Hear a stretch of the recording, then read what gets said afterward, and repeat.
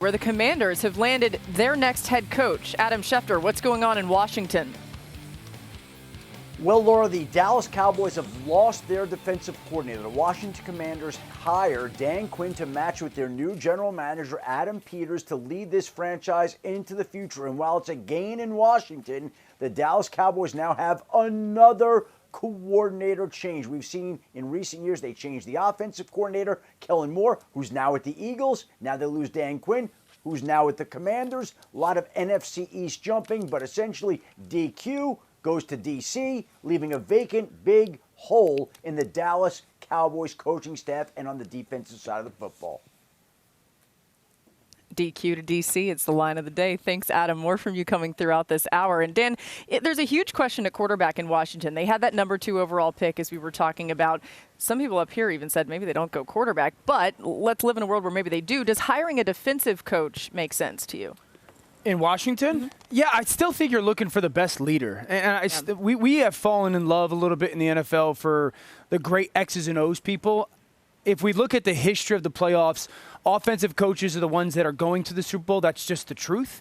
But I think what we're starting to see is the cycle of defenses being more prevalent and more important than they were 6-7 years ago. Scoring, we've talked about that on this show. So I think it's the leader. But what happens is when you hire a defensive-minded head coach in modern-day football, you better be bringing a fantastic offensive coordinator, offensive-minded person with you. And Dan Quinn, that's going to be like the number one, I guess, step that he's going to have to take is who's going to be that offensive-minded person to make sure not only the young quarterback, but to usher in an offensive part of that game that is going to be equivalent to a Super Bowl contender. You mentioned Clint Kubiak earlier. We'll see who ends up there. Let's spin this to the Dallas side, Marcus, because while Dan Quinn was there as a defensive coordinator, had some great seasons, how would you describe the loss here for the Cowboys? It's a huge loss from how much the guys loved him and respect him. Dan talked about the leadership that he's going to take to the Commanders. The other part is philosophically, Dan wants to put pressure on you and take the ball away.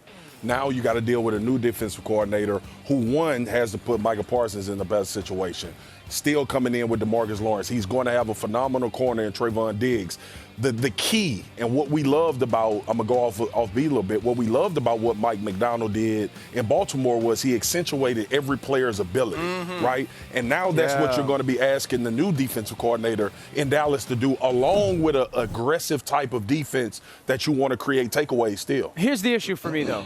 What defensive coordinator that's going to be worth something, unless they hire within, like an Al Harris, is going to go there with Mike McCarthy on one-year deal, on a lame duck deal? So just to be wide open, Al Harris didn't coach X's and O's. He coached technique. For corners.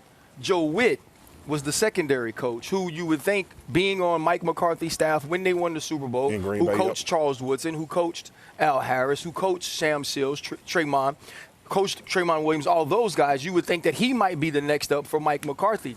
But he could also be the defensive coordinator in Washington. And so that could be the problem that you find. And I want to say this. Let's think about this. Let's think about the last defensive coach who had to find an offensive coordinator who had the second overall pick of the draft and what his team did.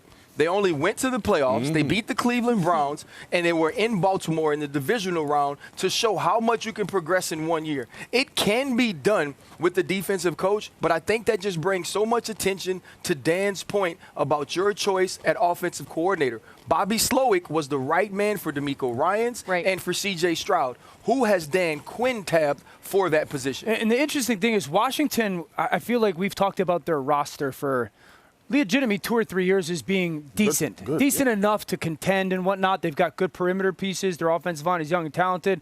They've got some young pieces on defense. I think the most important thing is going to be what offensive coordinator comes along for their young offense and their young quarterback. You know what's funny? Like, I haven't heard anything, and maybe they don't want to run it back with Eric Bieniemy, but you would think somebody familiar with the personnel, maybe with an upgrade at the quarterback spot if you take somebody in the draft. I don't know that for sure. You mentioned Kubiak. I know the one thing that Dan Quinn will do is he'll galvanize a football team. And we also got to remember that this man went to the Super Bowl as a head coach. He did. It's a good point. Shanahan.